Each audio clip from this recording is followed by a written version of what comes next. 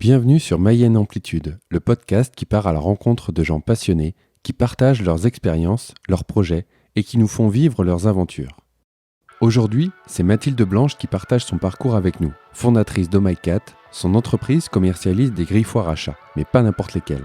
Elle nous explique les prémices de son projet, les difficultés qu'elle a pu rencontrer pour la conception de ses produits et la manière dont elle s'y prend pour développer sa boîte.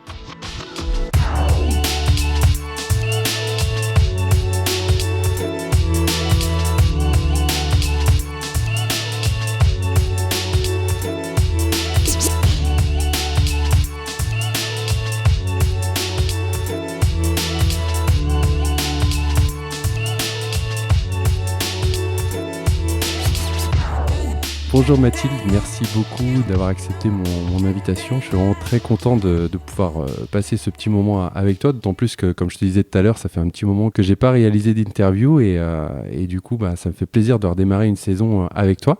Donc Mathilde, ce que je peux te proposer au début, c'est de te présenter. Et puis ensuite, on va partir un petit peu sur la présentation de ton entreprise, ce que tu fais. Et on va un peu décaler un petit peu sur la partie entrepreneuriat par la suite, si tu veux bien. Alors, merci pour cette invitation. Moi, je m'appelle Mathilde, j'ai 29 ans et je suis designer de formation. J'ai toujours souhaité entreprendre et j'ai eu cette idée folle un jour de concevoir des griffoirs. Et finalement, ça fait maintenant plus de 2 ans que l'entreprise est créée et c'est une sacrée aventure. Entreprise, du coup, oui, c'est ça, 2 ans, donc créée en 2017, Oui. qui s'appelle OhMyCat. Voilà. Est-ce que tu peux nous pitcher rapidement un petit peu le principe de OhMyCat et ce que propose OhMyCat ?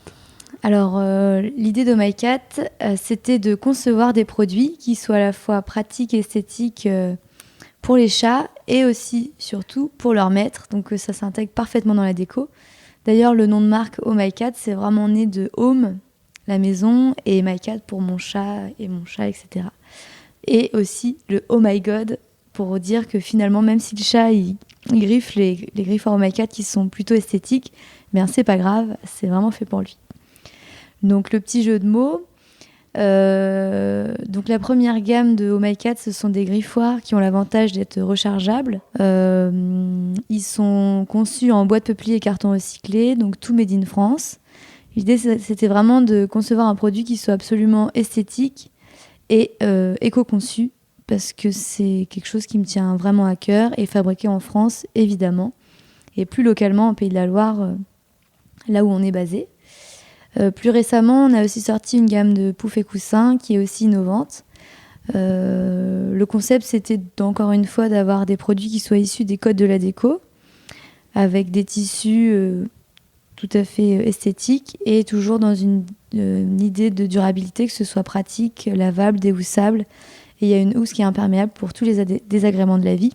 Et ça en fait des poufs et coussins qui sont pour toute la famille, donc pour les chats, mais aussi pour les petits chiens, les enfants. Et nous aussi, il y a des tailles adultes. Et donc, en fait, quand tu as eu l'idée de concevoir ce premier produit, toi, tu as perçu un manque sur le marché déjà qui existait, c'est ça ? Tu t'es dit, voyons, j'aimerais bien, enfin ça n'existe pas, et donc je vais le créer. C'est ça, c'est de ce point de vue-là que tu es parti ou tu cherchais vraiment une idée à tout prix ? Non, en fait, j'étais déjà à mon compte avant en tant qu'auto-entrepreneur. Je faisais plein de choses différentes, en même temps de la conception de jardin, de la communication graphique. Pour des clients divers et variés. En freelance, quoi, c'est ça ? Voilà, exactement. Un peu de site internet, un peu de flyer, vraiment plein de choses diverses, un peu de design produit. Et puis c'est vrai que j'avais du mal à me présenter. En fait, je m'appelle Mathilde, mais je fais plein de choses et finalement, je fais tellement de choses que j'ai du mal à vous présenter ce que je sais faire. Et j'avais vraiment ce goût pour l'entrepreneuriat depuis vraiment toujours.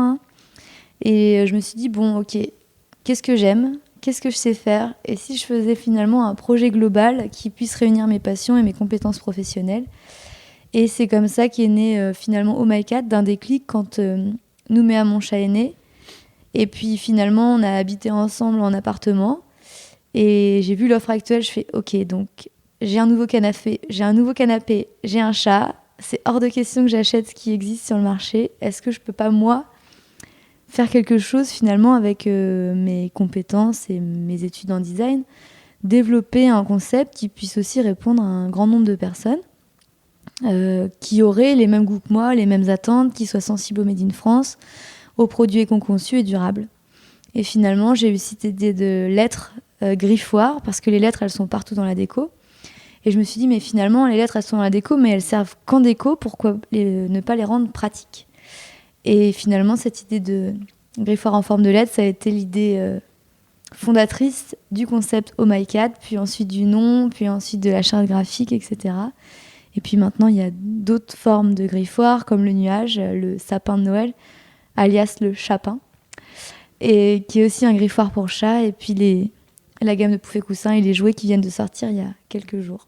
Et donc, tu as ton idée, tu dis, ok, je vais partir là-dessus. Après, qu'est-ce que tu fais ? Par quoi tu commences ? Et comment tu fais pour progressivement monter ta boîte, pour progressivement développer ton produit, j'imagine qu'il faut trouver des partenaires, il faut tester son idée, il faut faire tout ça. Alors voilà, ça m'intéresse beaucoup. Comment tu fais à partir de là ? Waouh, ça a été... c'est une sacrée aventure. C'est vrai que quand j'ai eu l'idée, il se trouve que je commençais tout juste l'accélérateur de start-up Idénergie. Oui. Le matin même, j'ai eu cette idée de lettres griffoirs, alors que j'avais plutôt postulé pour de la bagagerie pour chat. D'accord. Et en fait, cette idée-là, quand je l'ai eue, c'était viscéral. J'y pensais matin et soir. Je me suis dit, mais c'est ça, faut absolument... C'était évident, quoi. Ah, mais c'était évident. Ouais. J'en vibrais dès que j'en parlais. Je notais tout, j'avais mon carnet.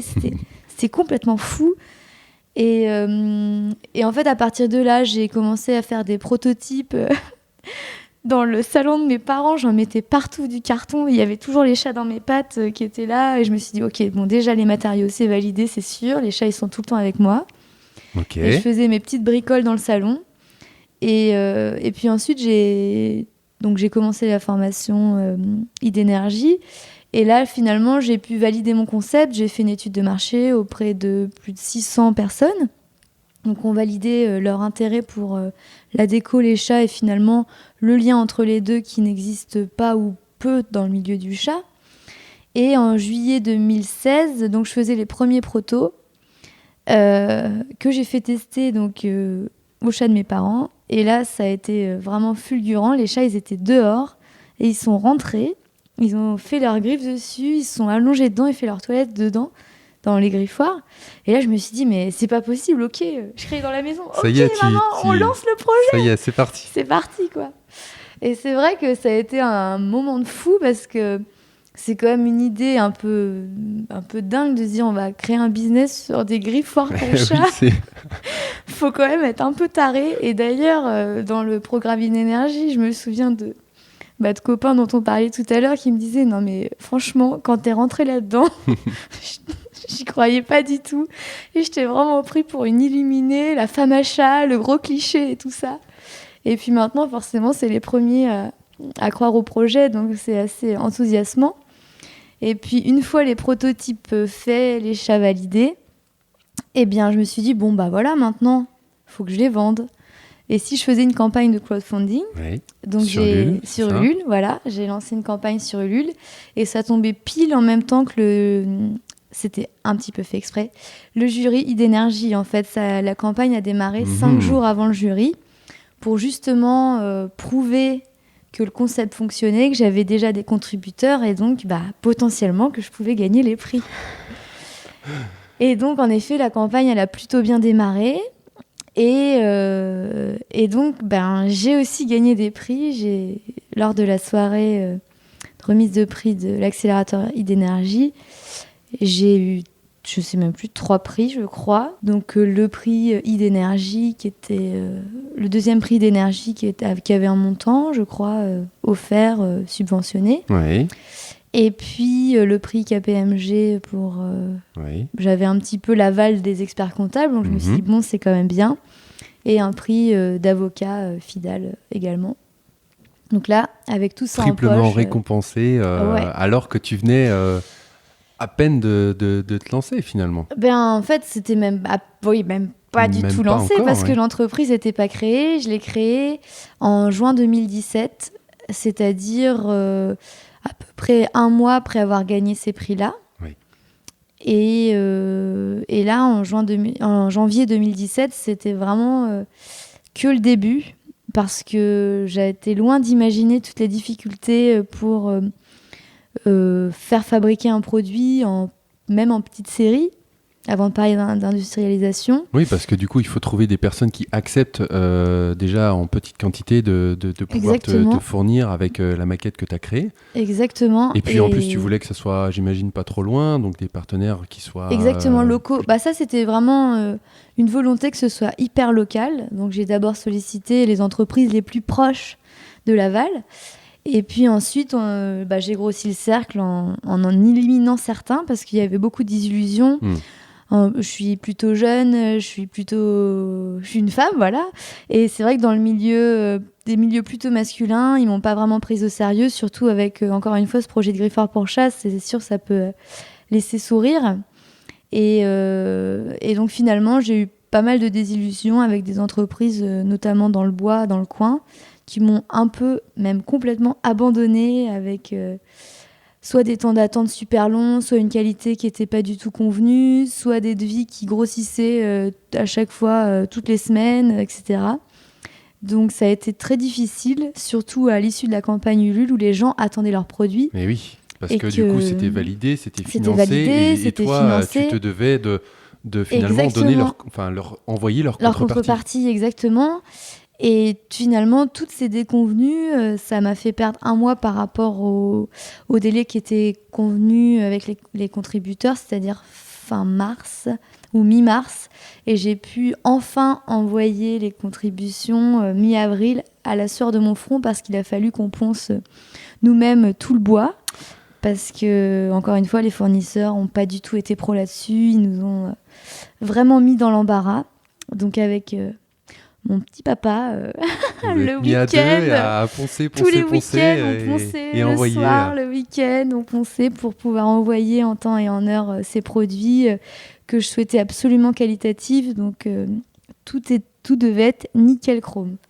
Oui, ça c'est un petit peu... Il y a toujours des petites anecdotes comme ça que les entrepreneurs racontent, mais finalement, ça reste aujourd'hui probablement des bons souvenirs. Et donc, du coup, je crois, là, pour revenir sur la campagne Ulule, elle avait même dépassé, je crois, celle-ci qui a dépassé... Oui, les 2 campagnes ont dépassé. Je crois que la première, on était à 8 000 € pour un objectif de 5 000. Oui.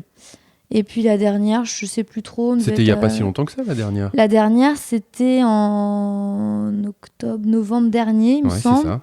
Et on avait dû avoir presque 7 000 ou 6 500 pour 5 000, quelque chose comme ça. Donc les financements participatifs, c'est quelque chose pour toi qui marche et que tu affectionnes particulièrement. En fait, la démarche du financement participatif, c'est aussi de la communication. C'est vrai qu'on est plus visible tout de suite. Il y a les médias qui aiment bien ça, Ils s'emparent assez vite de sujets innovants, nouveaux. Et ça permet aussi de valider le concept. Donc très vite, on voit si le produit il plaît ou il plaît pas. Et clairement, si ça plaît pas, on va pas investir pour faire fabriquer. Donc non, pour nous, c'est toujours un coup de pouce quand même.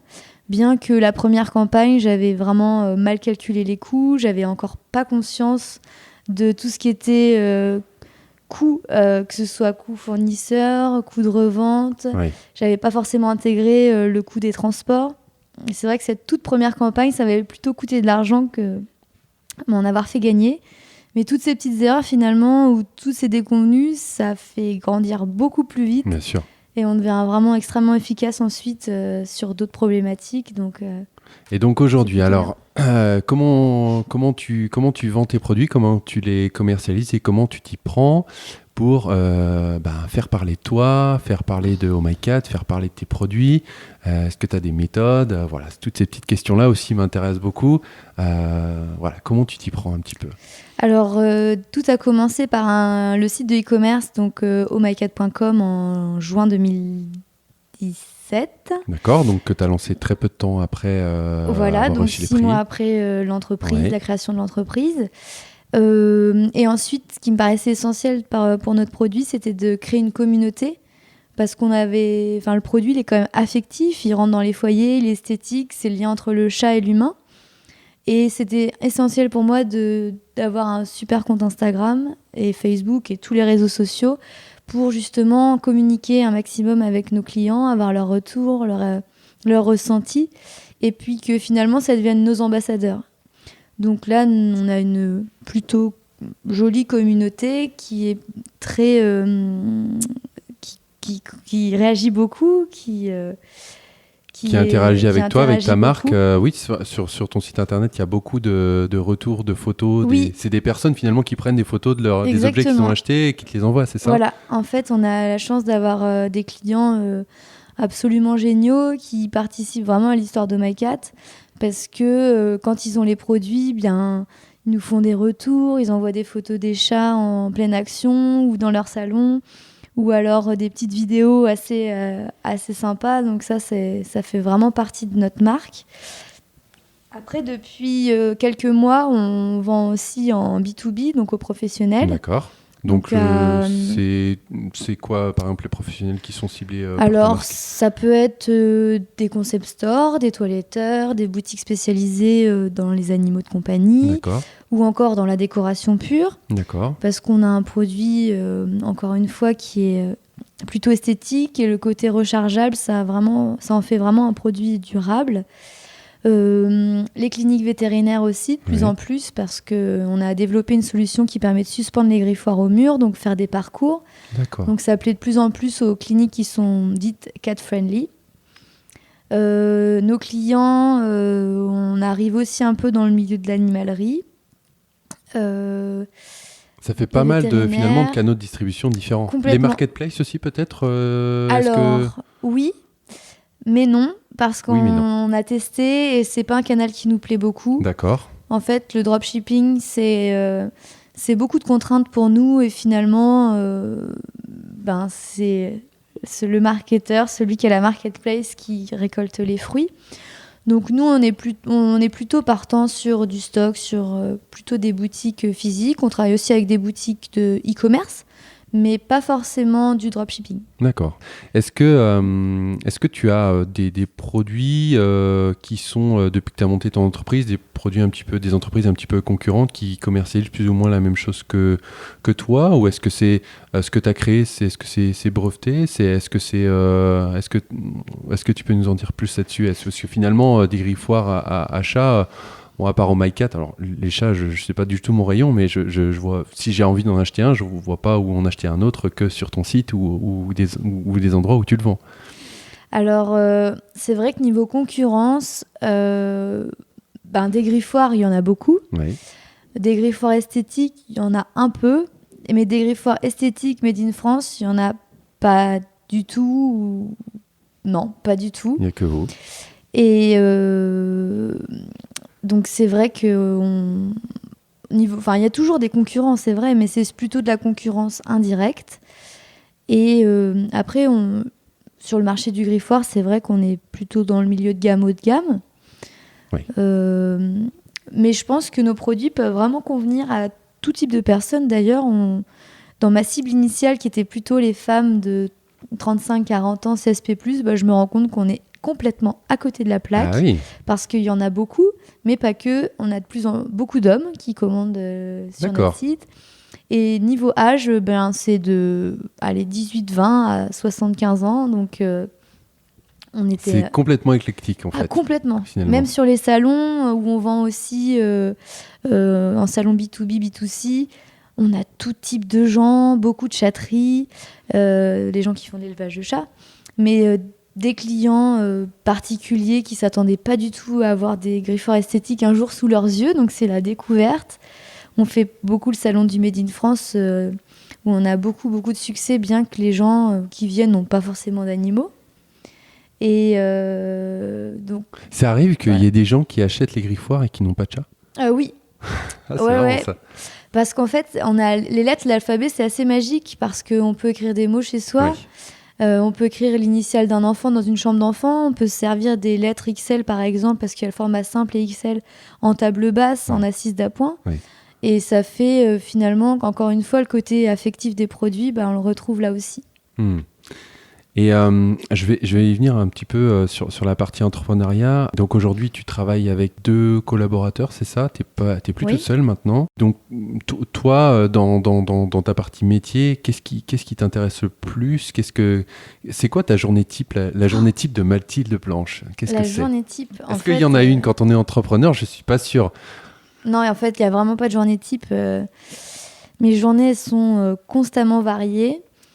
On peut dire qu'on est un couteau suisse x10. En fait, on n'a pas un métier, on en a 100. C'est ce que tu disais tout à l'heure, en fait, c'est ce que tu voulais, c'est mélanger tous les corps d'activité que tu touchais avec ton métier de designer et de pouvoir les assembler dans une entreprise finalement. Exactement. Après, c'est vrai, quand on est chef d'entreprise, on se rend rapidement compte que notre métier initial n'est qu'un pourcentage tellement faible du métier actuel, parce que finalement, la création de produits, on en fait. J'ai des idées, je les couche sur papier, mais développer un produit, ça coûte beaucoup d'argent, ça prend beaucoup de temps, et l'essence de l'entreprise, c'est de vendre. Oui. Donc, en fait, c'est tout le décalage entre la créa et la vente, et aussi, c'est tout le décalage entre sortir des produits, les vendre assez vite avant de se faire piquer les idées, parce qu'évidemment, des idées, ça peut se faire piquer, bien que notre concept soit breveté. Et donc, voilà, encore une fois, la création de produits, ça prend du temps, de l'argent. Et mon activité principale, on va dire que c'est quand même la vente, le management, c'est la compta, c'est la stratégie de l'entreprise. Oui. C'est aussi du développement de produits, c'est de la communication, du marketing, de la relation. Donc, public relations, c'est-à-dire les soirées où on rencontre des gens, faire des concours, des salons. Ça, là, j'allais y venir un petit peu là-dessus parce que c'est marrant quand on tape Mathilde Blanche sur Google, alors tu tombes sur un nombre de résultats pas possible. Donc j'ai l'impression que tu connais énormément de gens, cette partie-là a l'air très importante pour toi et pour Oh My Cat, j'ai l'impression, parce que t'es passé chez Brunet sur RMC, t'es passé, je crois qu'Oh My Cat est passé aussi sur TF1 dans une émission qui s'appelle, j'ai oublié, La vie secrète des chats. Voilà. Finalement, vous êtes une petite entreprise à 3 là, mais vous rayonnez quand même un petit peu largement au-delà de la Mayenne. Ça se trouve peut-être d'ailleurs même au-delà de la France, je sais pas. Oui, on a des clients en Suisse, un petit peu en Espagne, en Italie, et c'est ce qu'on souhaite développer l'international fin d'année 2019. Là, la direction, c'est plutôt international. S'installer bien en France, et puis ensuite développer à l'international. Mais c'est vrai qu'en fait, quand on crée une entreprise, les relations, c'est indispensable. On ne peut pas aller seul débroussailler le terrain, en fait. C'est chaque personne, chaque relation, chaque petite graine semée. C'est pas forcément pour la semaine qui suit, c'est peut-être pour l'année suivante ou les 2 années qui suivent. Et ce réseau, il se fait au fur et à mesure, en rencontrant les gens, en passant du temps avec, sur les salons. Moi, j'ai l'impression que c'est fondamental, parce que si tu n'as pas de relation, pas de réseau, etc., c'est difficile. J'imagine que si, par exemple, un jour, j'avais voulu lancer mon entreprise et que je me serais dit, tiens, je vais faire des griffoirs à chat et le produit, aussi bon soit-il, je le commercialise sur Internet et je fais mon site Internet et j'attends que ça se passe, ça serait hyper compliqué. Je pense que la boule de neige, elle démarre surtout au niveau local. Je pense que c'est ce qui s'est passé un petit peu au niveau local et puis ensuite, ça a grossi au fur et à mesure, c'est ça ? Alors, au départ, en fait, c'est vrai que j'avais un réseau. Le produit a plu assez vite. Et donc, en local, on a eu pas mal de super articles. Aussi en Normandie, parce que je suis originaire de Normandie. Oui. Donc, c'est vrai que sur 2 régions, ça a beaucoup rayonné. Et ensuite, ça a été les salons où on a attiré pas mal de médias. Puis, en fait, c'est un média plus un média plus un média. Et aussi les retours clients. Je pense que c'est vraiment un tout. On peut avoir un super produit, c'est indispensable. Il faut aussi que le porteur de projet soit vraiment relié avec le concept. Enfin, je pense qu'il faut qu'il y ait un lien fort entre l'entreprise, le porteur de projet et le produit. Parce que pour bien le vendre et bien véhiculer une image, il faut que ce soit raccord. Et puis oui, le relationnel, prendre du temps, et être patient, c'est pas forcément ma meilleure qualité. D'accord. Avoir un tempérament de fonceur, c'est peut-être pas l'idéal. On risque de se perdre un petit peu dans ce qu'on fait, de dépenser trop d'énergie. C'est en fait fonceur et patient. Pour moi, c'est compatible parce que je suis une fonceuse, je suis impatiente, mais je suis obligée d'être patiente dans le sens où on met en place plein de choses, on fait pas mal de prospection, on rencontre des tas de gens, mais plus les entreprises sont grosses, plus c'est difficile de mettre les choses en place. Donc, faut être patient, faut appeler, faut rappeler, faut écrire, leur dire, leur renvoyer un petit mot, toujours avoir à l'écoute tout. Donc, pour ça, ça demande de la patience. Mais c'est pas pour autant que je fonce pas.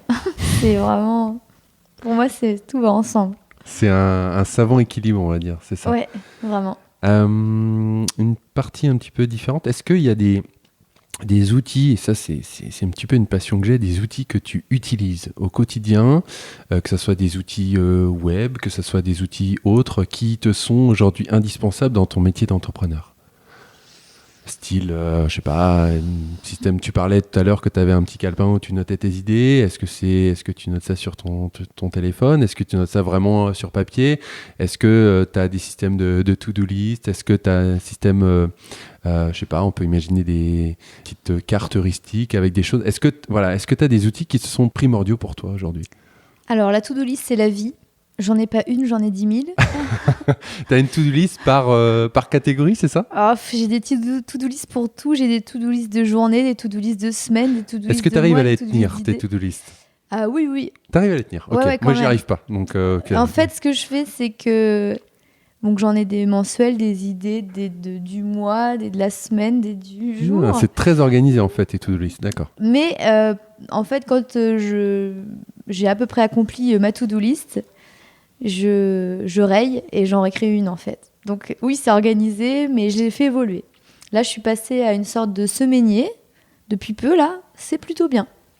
Parce que c'est une sorte de to-do list organisée par jour et puis on peut faire couler des tâches de lundi sur jeudi sans que ça se voit. C'est un outil particulier que tu utilises pour faire ça? Non, c'est des petits calepins qui se vendent à papier. D'accord. Qui sont des semainiers et c'est plutôt pas mal. Après... Pour la coordination de l'équipe, la collaboration, est-ce que vous utilisez des outils entre vous? Oui, depuis peu aussi, on a mis en place un reporting mensuel. D'accord. Où on note le chiffre d'affaires, les objectifs, combien de produits vendus, le retour sur les réseaux sociaux, sur Google Analytics, sur ce qui était bien, ce qui n'était pas bien, ce qu'il faut faire évoluer. Nos points forts, nos points faibles, les tâches de chacun à venir, les améliorations. Et aussi, normalement, j'ai fait un petit tableau type de tâches de chacun.